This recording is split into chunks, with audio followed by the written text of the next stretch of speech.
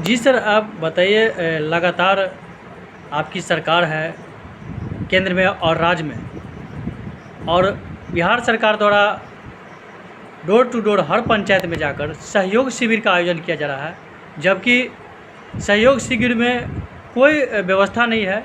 कई पदाधिकारी तो पहुंचते नहीं हैं शिविर में। क्या कहेंगे आप?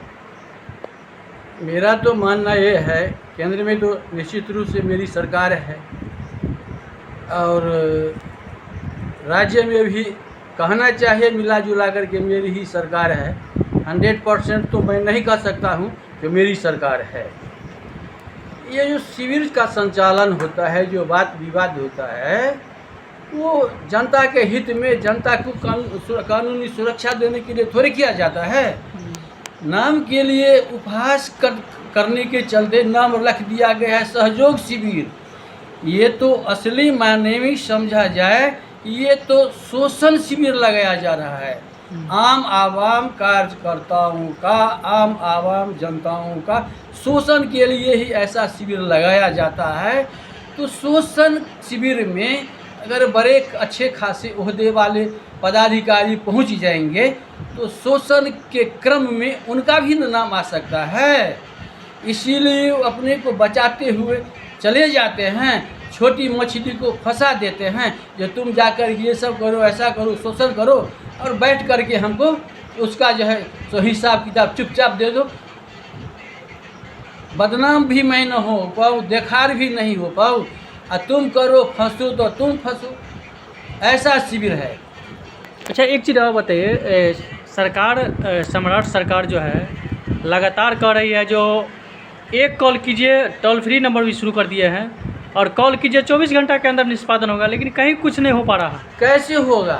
और उनके कहने पर में विश्वास भी लोग कैसे करेंगे? जिन सरकारी अधिकारियों को पूर्ववर्ती सरकार में पूर्व मंत्रियों के द्वारा प्रताड़ित किया गया है, प्रताड़ित किया गया था अनियमितता के चलते और कोई दूसरी गुनाह के चलते, तो वैसे सरकार को कौन सा गंगा जल से धो दिया गया और फिर उनको रिकॉल कर लिया गया? तो फिर उनको फ़ोन करने से, नहीं करने से तो कोई फ़ायदा नहीं है। क्या फ़ायदा है? क्या विश्वास है उनके साथ? उनके साथ तो बेगुनाह का एनकाउंटर कर दिया जाता है। तो किस विश्वास के साथ उनके साथ लोग जाएगा और किस विश्वास के साथ उनको टेलीफोन करेगा? क्यों? कहीं ऐसा टेलीफोन करने के लिए, कहीं कुछ काम करने के लिए तो पहले तो जनता का विश्वास न जीतना चाहिए। एक श्रेणी, एक समुदाय का तो विश्वास ही को तोड़ दिए हैं। जो भाजपा का कभी नींव हुआ करता था, कहता भी था लोग, एक समुदाय से तो कट करके चलते हैं। तो कैसे वो पूरे बिहार सरकार हमारी सरकार हुई? हम लोगों की जो सरकार नहीं है, जो सरकार में हम लोगों का हत्या हो जाए, उस सरकार को अपना सरकार कैसे कह सकते हैं? बिना मतलब का, बिना कोई कानून का, ठीक है अपराधी है, गोली चलाया, तो आखिर अंत में तो वो पिस्तौल फेंक भी दिया ना। पिस्तौल फेंक देने का मतलब है सरेंडर कर गया। तो जो आदमी सरेंडर कर जाए उसको तो उसका तो इनकाउंटर उचित नहीं है। अच्छा, एक चीज़ और बताइए सर, कुछ लोग का कहना है कि स्वर्ण लोग और ब्राह्मण लोग माने दलित का ही हत्या होता है। ऐसा तो नहीं है। देखने को मिला जब से सम्राट चौधरी सरकार बनी है, तब से सभी वर्गों के लोगों को हत्या हो रही किसी न किसी बहाने। ऐसा तो कहना माने बुनियादी तौर पर सही नहीं होगा। जो केवल दलितों का ही हत्या हो रहा है। वो जो मारा गया भरत तिवारी, वो कौन सा दलित था? ये जो मनबहुल लोग हैं, जो सरकार के विरुद्ध में, अधिकारी पदाधिकारी के विरुद्ध में गलत कारनामे को उजागर करने में आगे बढ़ चढ़ के हाथ बढ़ाना चाहते हैं, उसको उजागर करना चाहते हैं, ऐसे लोगों की खोज करके हत्या की जा रही है। अच्छा सर, सम्राट चौधरी जो बोल रहे हैं कि हरे गमछा वाला को खोजो और हत्या करो, क्या है ये? तो उनको दिखावा का एक चरित्र प्रदर्शन करता है। ये उनके दिखावे के लिए ये बात है, बड़े भाषण है। ये भाषण ही कहना चाहिए। हरे गमछे वाले का तो भरत तिवारी कौन सा हरा गमछा पहने हुआ था?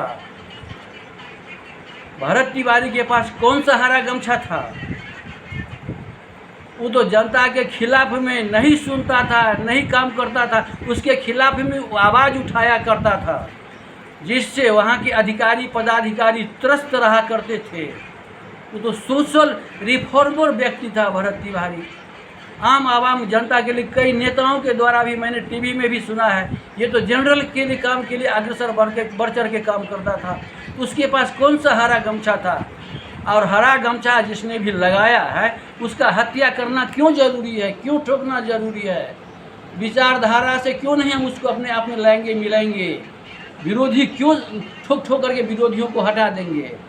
ये क्या राजनीति अच्छा, हुआ? जिन्होंने भरत तिवारी का हत्या किया है डीएसपी राजेश वर्मा, उनका पोस्टिंग भी हो गया आपके क्षेत्र के जो विधायक है और मद निषेध मंत्री है मदन सहनी, उनके विभाग में दिया गया है, इस पर क्या कहेंगे?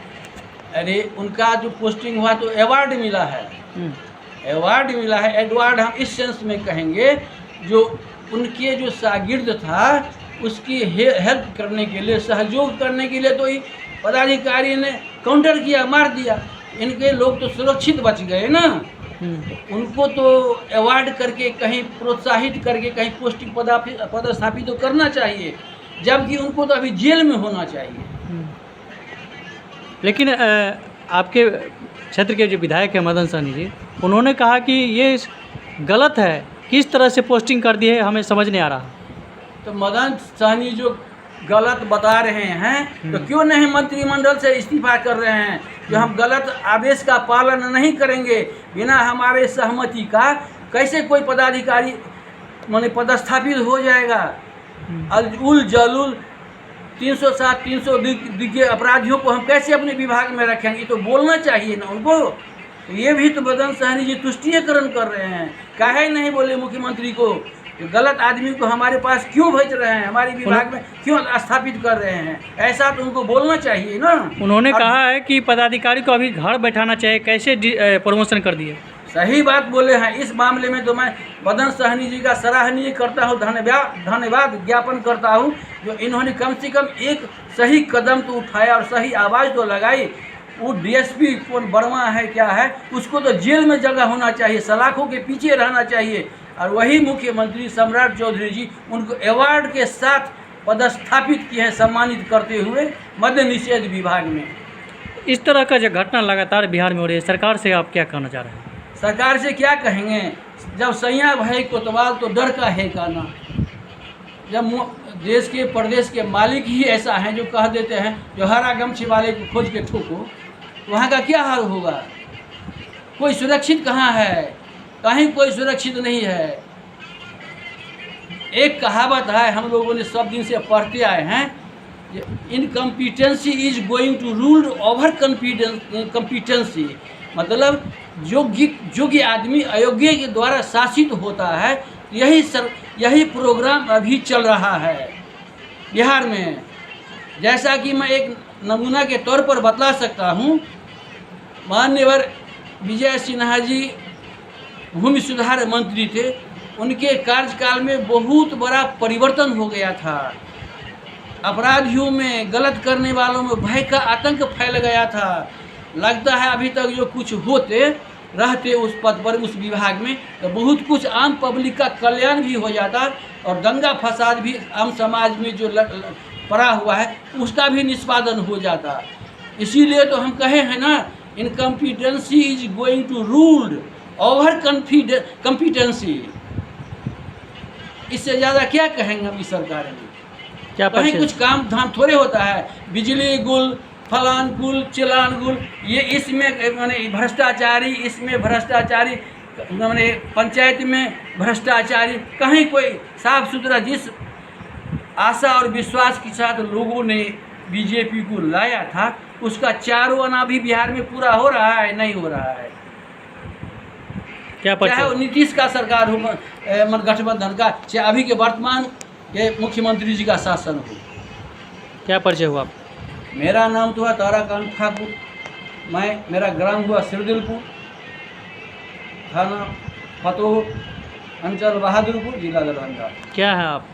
मैं तो कुछ नहीं हूँ, साधारण कार्य करता हूँ। ऐसे लोगों ने के रिक्वेस्ट पर मैं जिला कार्य समिति में कार्य समिति, जिला कार्य समिति सदस्य भाजपा का एक सदस्य मात्र के नाते मैं कार्य कर रहा हूँ।